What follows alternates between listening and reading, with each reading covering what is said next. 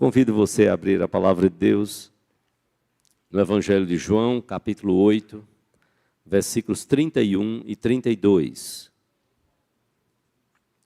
Evangelho de João, capítulo 8, os versículos 31 e 32. Hoje, como culto desta manhã, com a ceia do Senhor, nós vamos estar com as nossas crianças conosco. E elas só vão sair após os avisos, visitantes. Então, os pais não soltem, as crianças ficam com vocês até que seja orientado, só após os avisos, após os avisos e visitantes, desculpe. Após os avisos e visitantes, então as crianças estarão na hora da divisão de classes. Vamos deixar que elas possam subir, sair, que elas vão ter que subir para as classes, para quando os jovens forem lá para o salão, o acesso na escada já estará livre. João 8, 31 e 32, vamos nos colocar de pé, se você puder ficar de pé, mais uma vez. Vamos ler juntos o versículo 31 e 32, o texto está projetado, vamos ler juntos. Disse, pois, Jesus aos judeus que haviam crido nele: se vós permanecerdes na minha palavra, sois verdadeiramente meus discípulos, e conhecereis a verdade, e a verdade vos libertará. Amém. Amém. Vamos curvar a nossa fronte, vamos orar ao Senhor nesse momento. Pai, nós te louvamos, ó Deus, por esta manhã. Te agradecemos pela bênção e o privilégio de estarmos logo nesse amanhecer reunidos, desfrutando deste momento de comunhão contigo e com os irmãos como igreja. Te louvamos por tua palavra, porque ela traz a revelação do Senhor para os nossos corações. A tua palavra é a verdade do Senhor para esses dias tão confusos, de tanta confusão, de tanta distração do nosso olhar espiritual para a tua vontade e o teu querer. Perdoa-nos quando, por vezes, podemos não crer na tua verdade, na tua palavra. Perdoa-nos quando relativizamos aquilo que precisa ser absolutizado. Perdoa-nos quando exageramos e ultrapassamos a tua própria palavra ou quando ficamos aquém dela. Ó Deus, que a tua verdade possa encher o nosso coração. Nós pedimos-te essas bênçãos e te agradecemos, Pai, por tudo. No nome de Jesus e para a glória dele.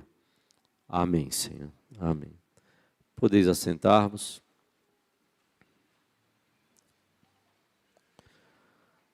Meus irmãos, se fala de uma Europa pós-cristianismo. E já alguns teólogos, então, fazendo uma crítica severa a esse contexto, já preocupado com essas ondas que vão chegando para a América do Norte, ou já chegaram naturalmente já de um tempo, vão também chegando ao coração da igreja brasileira. Um pós-cristianismo sem a cruz. Um pós-cristianismo de uma sociedade que vive despreocupada de pecado, sem pecado. Um pós-cristianismo não só sem pecado e sem a cruz, mas também sem a ressurreição de Jesus. E um pós-cristianismo, pior de tudo, sem o próprio Cristo. O Cristo vivo, encarnado, ressurreto, Filho de Deus.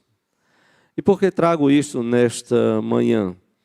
O texto que nós lemos, quando Jesus fala, ele está no templo, era a festa de Pentecostes. Era a festa mais popular de Israel. Isso está dito lá no capítulo 7, versículo 2. Os judeus estavam comemorando a festa de Pentecostes. E esse capítulo 8 é uma continuidade dos ensinos de Jesus nesta festa de Pentecostes. Ele sai em um determinado momento da festa, descansa, volta de madrugada, porque o povo estava lá constantemente, as pessoas indo ao templo, orando, louvando. E ele aproveita esse momento para alguns ensinamentos. Era a festa na qual Israel comemorava a passagem pelo deserto. E essa festa durava nada menos do que 8 dias. 8 dias. E Jesus estrategicamente aproveitou esta festa para então passar alguns dos seus ensinamentos. Estava ele lá ensinando a verdade que ele mesmo encarnava. Se nós lemos aqui João 8, 31 e 32, João 14, 6, o próprio Jesus vai dizer: eu sou o caminho, a verdade e a vida. Isso é muito importante. O caminho, a verdade. Eu sou a verdade e a vida. Jesus estava dizendo: eu encarno a verdade. Eu sou a verdade. Eu não sou uma verdadezinha qualquer. Não, não. Jesus estava dizendo: eu sou a verdade. Procure em toda a história da humanidade e você não encontrará nenhum filósofo dizendo: eu sou a verdade. Não, ninguém disse isso.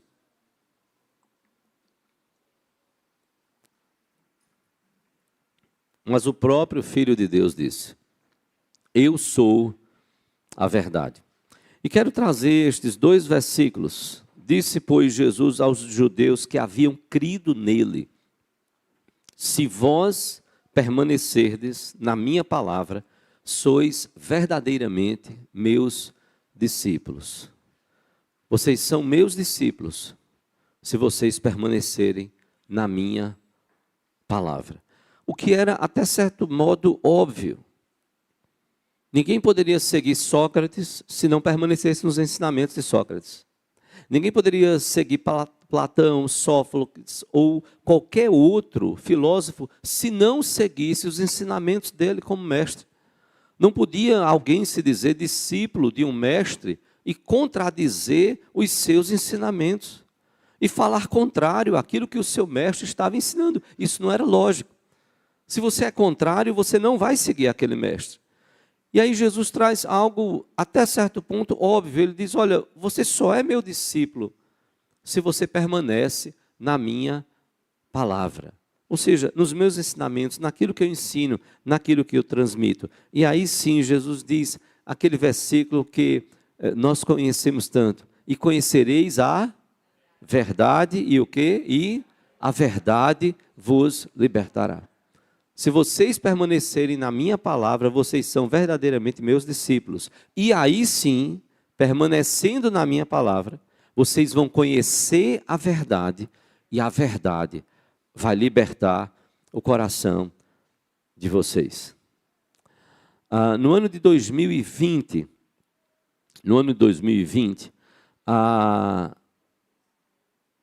a escola da Mangueira Carnavalesca, em 2020, ela teve um enredo que o título foi: a verdade vos fará livres. A verdade vos fará livres. Já parou para pensar isso? Olha como a coisa vai. E como se não bastasse, na verdade, o carnavalesco Leandro Vieira, ele imaginou, e através desse enredo, de composição também de Manu de Cuíca e Luiz Carlos Máximo, ele imaginou como seria se Jesus retornasse hoje e ele nascesse no Morro da Mangueira.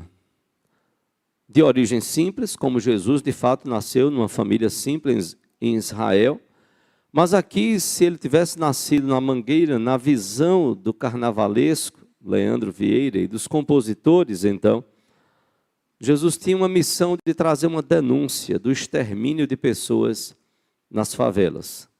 O grande perigo de uma letra que parece até certo ponto inocente é que nos carnavais da vida, cristãos estão muitas vezes misturados e participando como se nenhum problema tivesse.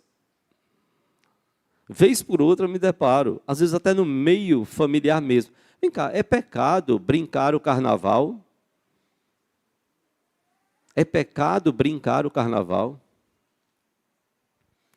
Eu diria que seria o mesmo que Jesus ser convidado para um bacanal de Herodes. E está lá, no meio. Jesus diria: não, mas eu não estou me promiscuindo, não estou me prostituindo, eu não estou bebendo. Sim, eu estou participando de toda aquela festa ali. Não é o lugar de cristãos. não é o lugar de crentes no Senhor Jesus Cristo. A letra, ela vai dizer: Senhor, tenha piedade, olhai para a terra, veja quanta maldade. Mangueira, samba, como dizendo, orientando, samba, pode sambar. Teu samba é uma reza. Pela força que ele tem, Mangueira, vão te inventar 1000 pecados, mas eu estou do seu lado e do lado do samba também. A Mangueira, ela foi campeã em 2019, este aqui foi o enredo de 2020. Em 2019, historicamente e registrado, ela foi alvo de críticas e de acusações. Daí porque então vão te inventar 1000 pecados, mas eu estou do seu lado. Quem está do lado da Mangueira? Seria o carnavalesco? Não.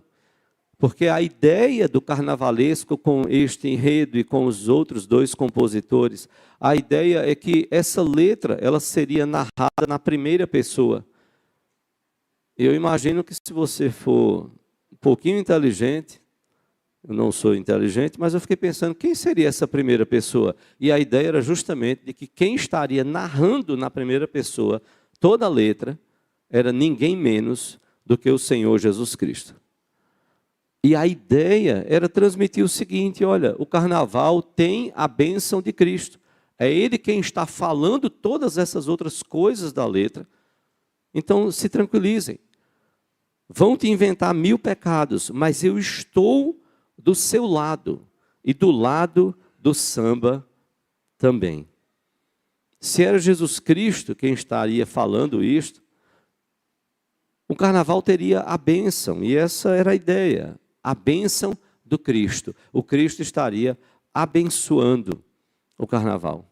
Veja bem, nem a ceia do Senhor celebrada pela igreja de Corinto, nem a ceia do Senhor, e nem o ágape que acontecia antes da ceia, nós vamos estar, Deus nos permita, celebrando a ceia, nem a festa, o ágape, aquela refeição comunitária no meio do povo da igreja cristã, nem o ágape e nem a ceia teve a bênção do Senhor. Por isso que Paulo disse lá, veja, era uma celebração da igreja, em culto. E a coisa estava tão profanada que Paulo chegou a dizer: não é a ceia do Senhor que comeis, não tem a bênção do Senhor, a forma como vocês estão fazendo. Ora, se Deus não vai abençoar o que o próprio Senhor Jesus Cristo, seu Filho, instituiu, se ali não é a ceia do Senhor, que dirá uma festa? E que eu e você sabemos que o que mais predomina ali são as obras da carne. São as obras da carne. Que historicamente a ideia era, ora, você precisa extravasar, então o povo precisa extravasar, porque depois vem um período muito duro. Tem a quaresma e você vai ter a Semana Santa, então você vai passar por sacrifícios tão grandes que você precisa de uma liberação também enorme antes. Continuava a letra: eu sou da estação primeira de Nazaré, rosto negro, sangue índio, corpo de mulher. Moleque pelintra no buraco quente, meu nome é Jesus da gente. É triste isso. Porque o Leandro Vieira, ele mistura a história bíblica e aquilo que ele imaginaria ser Jesus nascendo e vivendo na Mangueira. E ao dizer, então, aqui, rosto negro, sangue índio, corpo de mulher, moleque pelintra no buraco quente, e dizer meu nome é Jesus da gente, é dizendo que esse Jesus que é da gente, ele pode tanto ser homem, como ele pode ser mulher, ele pode ser negro, ele pode ser indígena, índio, ele pode ter qualquer religião, até porque a expressão moleque pelintra no buraco quente é uma expressão que se refere a, ou possivelmente, o lugar o lugar onde, de fato, é uma expressão usada para o lugar de fundação da mangueira, mas pode se referir ou a um moleque, como é chamado no Rio de Janeiro, uma criança peralta, travessa, uma criança maltrapilha, mas pior, pode ser também uma referência ao Zé Pelintra, que é uma entidade da Umbanda. Então é todo esse sincretismo, toda essa mistura, que as pessoas então vão levando, cantando, reproduzindo e achando que está tudo certo, que está tudo bem, que todo caminho leva à venda, que toda religião leva a Deus, e as pessoas vão se perdendo. Pode ser um indígena, pode ser um negro, pode ser um homem, pode ser uma mulher. Não, não pode ser uma mulher. E nada contra as mulheres. Nada contra as mulheres.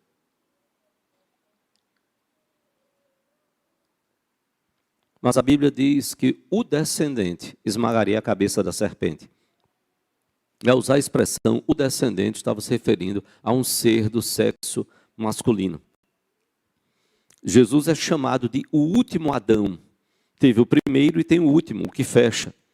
Aquele Adão que vem e cumpre toda a lei, cumpre todo o propósito de Deus, como está lá em Romanos capítulo 5 e 1 Coríntios 15. Teve o primeiro e tem o último Adão. Adão não era mulher, era homem. Jesus é o Cordeiro. E o Cordeiro era determinado na lei que ele tinha que ser, na instituição da Páscoa, ele tinha que ser macho. Porque apontava para Jesus, que seria então homem, macho. Nasci de peito aberto, de punho cerrado. É um símbolo de resistência dos movimentos sociais. Meu pai carpinteiro, José foi carpinteiro, desempregado. Minha mãe é Maria das Dores, Brasil. É uma crítica ao contexto social, sim, aos problemas, às dificuldades, mas não retrata, de fato, aquilo que Jesus foi na sua essência e na sua totalidade. Enxugo o suor de quem desce e sobe ladeira. Me encontro no amor, que não me encontra fronteira. Procura por mim nas fileiras contra a opressão e no olhar da porta-bandeira para o seu pavilhão. Jesus não pode estar em nada disso. Jesus vai além, o seu amor vai além. É bem verdade que ele está presente em todo lugar, mas restringir Jesus nem aos ricos e nem aos pobres, porque ele está acima de qualquer classe social e de qualquer grupo. Eu estou dependurado em cordéis e corcovados. É o Jesus que é exibido em tantos lugares. Eu estou dependurado em cordéis e corcovados. Mas será que todo o povo entendeu o meu recado? Porque, de novo, cravejaram o meu corpo. Os profetas da intolerância, sem saber que a esperança brilha mais na escuridão. Favela, pega a visão. Cravejaram o meu corpo. Jesus não morreu de balas.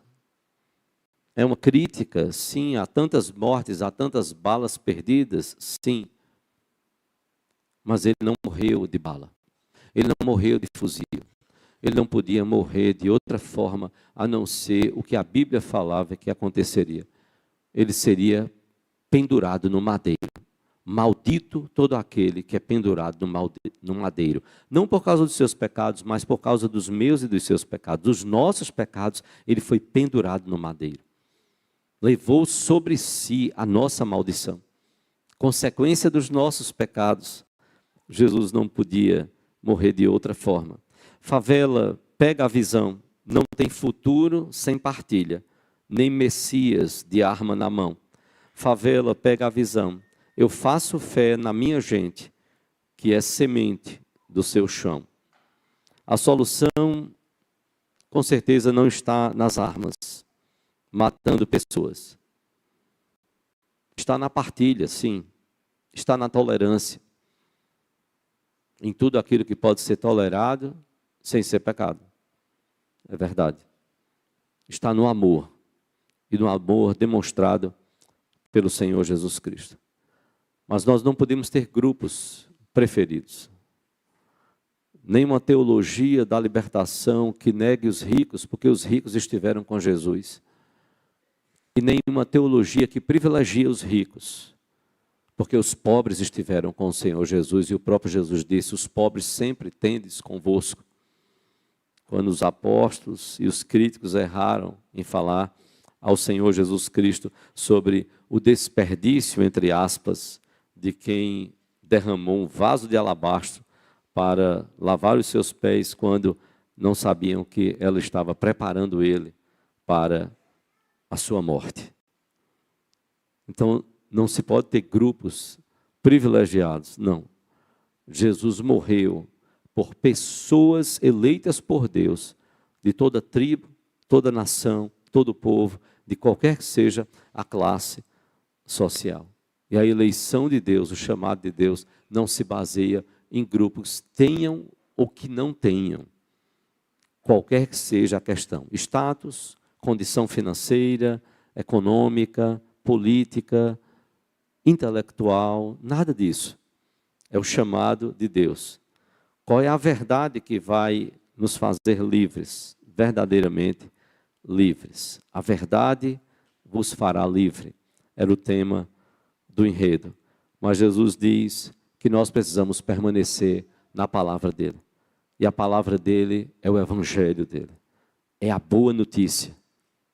Como ouvimos ontem no treinamento aqui sobre evangelismo, ontem à tarde.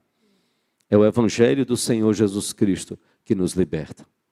É a boa notícia que nos traz, resumidamente, que nós somos pecadores, que Deus nos amou sem ter nada em nós. Não foi nada em nós que nos atraiu. Tão somente foi o amor dele por nós, miseráveis pecadores. Nós somos pecadores, Deus nos amou em Cristo Jesus, por meio de Jesus.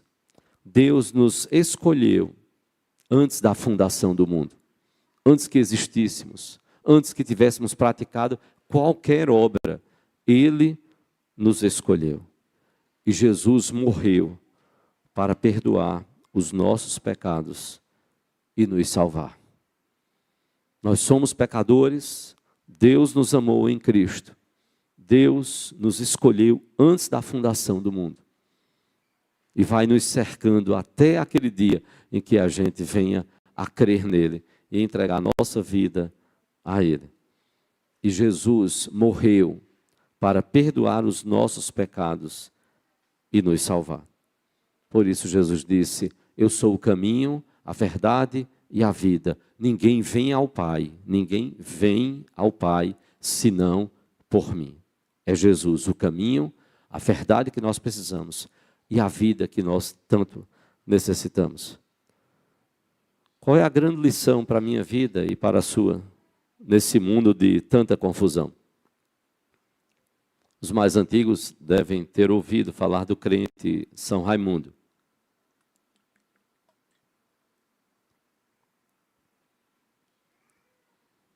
Você já ouviu, não já?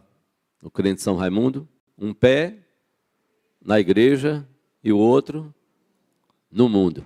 Se isso for para viver o evangelho, para evangelizar, e ainda com todo cuidado. Tempos atrás, saiu um bloco no meio de um desfile, há muitos anos, um bloco no meio de um desfile aqui em Recife. E o que mais se ouviu falar foi que eles foram vaiados.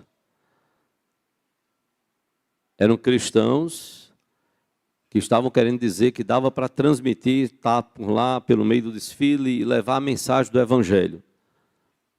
No meio de toda aquela troçada, no meio aquele monte de blocos, tal, um bloco de crentes ali. Não foram entendidos. O que aquele pessoal está fazendo ali? Como quem diz, isso não é o lugar deles. O próprio mundo estranhando. Porque nós precisamos fazer diferença. Porque nós não podemos participar de determinadas coisas que não honram e não glorificam a Deus. Você tem todo o ano para evangelizar. Todo o ano para evangelizar.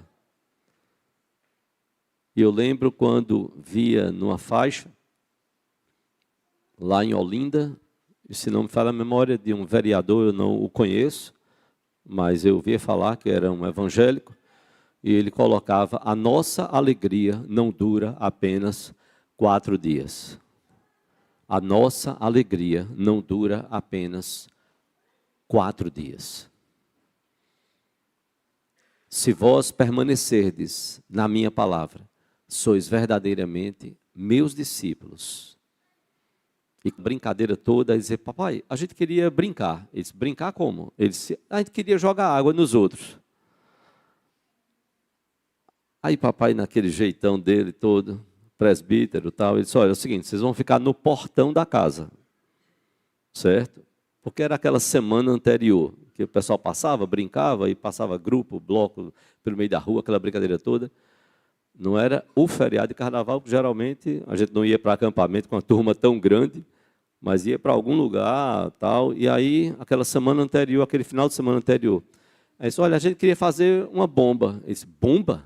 Ele disse: que bomba? Disse: aquela de jogar água. Aí ele já foi começando a ficar meio ressabiado ali, desconfiado. Ele disse: está certo. Aí fazia aquela bomba de cano. Aí a gente foi pegar água e disse: vocês estão indo para onde? Ele disse: a gente vai pegar água para jogar no pessoal. Eu disse: vocês estão indo para o meio da rua? Sim, para pegar água da poça. Ele disse: não, de jeito nenhum. Você vai jogar água de poça? Éramos os 2 irmãos, né? A água do meio da rua, água suja. Ele disse: mas é a graça. Ele disse: não. Se for para jogar água, vocês vão jogar água limpa. Então pega a água daqui de casa, limpinha da torneira, e aí pronto. Aí, mas não tem graça, né? Isso, pronto, é o jeito. O jeito é esse. Se quer jogar água, é a água limpa. Pronto, está todo mundo no calor, tá pronto. Aí você joga a água, está todo mundo jogando, vai jogar água de poça, mas vocês, a água de vocês é a limpa. E não sai do portão. É daqui do portão. Então você tinha que ter uma mira muito certinha para tentar, né? Mas logo depois a gente terminou e já não brincou ali, depois não quis mais brincar. Não é a nossa festa, como cristãos. Não é a nossa festa. Nós temos muitas outras para celebrar. E a nossa oração é que você faça a diferença. Que esta verdade nos liberte daquilo, sim, que pode verdadeiramente nos escravizar. Vamos curvar a nossa fronte, vamos orar. Pai Santo, nós clamamos que Tu nos ajudes a permanecermos na Tua palavra. E que na palavra do Teu Filho, nosso Senhor e Salvador Jesus Cristo, nós sejamos verdadeiramente libertos. Senhor, não é só do carnaval, é de tantas coisas que precisamos ser libertos. Das obras da carne, libertos do poder do pecado, a cada dia, Senhor. Tem misericórdia de nós. Age em nós, através de nós, apesar de nós, Senhor, por Tua graça e misericórdia. Nós oramos assim, no nome daquele que morreu e ressuscitou para nos salvar, o nosso Senhor e Salvador Jesus Cristo. É em nome dele que oramos, hoje e sempre. Amém, Senhor. Eu quero convidar os presbíteros à frente, nós vamos celebrar nesse momento a ceia do Senhor.